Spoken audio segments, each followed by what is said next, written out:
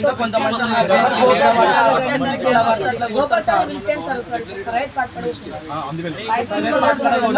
Fifth పిల్లల్ని చూడకుండా pipe ఉంటుంది సార్, ఏది వాటర్ పైప్స్ ఉంటాయి చూడండి సార్, వాటర్ పైప్స్ తీసుకొని ఇష్టం ఉన్న కాడ ఇష్టం వచ్చి సార్ సాంబార్ అయిపోయింది.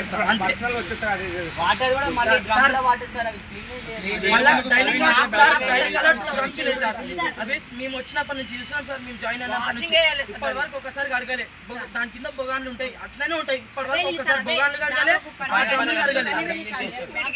మళ్ళీ మొన్న సార్ మనం బాత్రూమ్ లో కడుకుంటాం కదా సార్, ఆ బ్రష్లతో మీద నేను స్నానం చేసే డ్రమ్లు కడుగుతారు సార్, బాత్రూమ్లు కడిగే బ్రష్లతో. ఎస్టిమేట్ అయితే వేరే పిల్లలు వచ్చింది సార్, ఇట్లా తింటున్నారు ఈ అన్నం అని మమ్మల్ని తిడుతున్నారు సార్. వాళ్ళు ఇట్లా పెడుతున్నారు మీ సార్ ఎట్లా అనిపిస్తుంది మీరే చెప్పండి.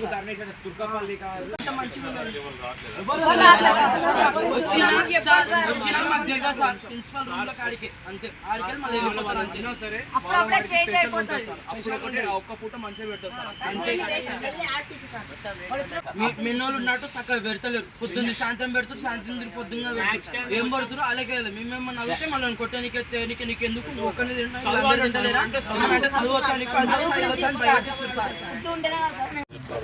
పోలీస్ స్టేషన్ దాకా వచ్చారంటే చాలా ఇబ్బంది కదా. ఇబ్బంది అర్థం చేసుకోండి సార్,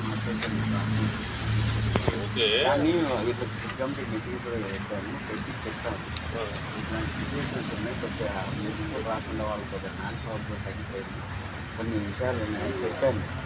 అలాగే ఇప్పుడు మార్నింగ్ కూడా వాళ్ళని క్లాస్కి తీసుకెళ్ళి చెప్పాను.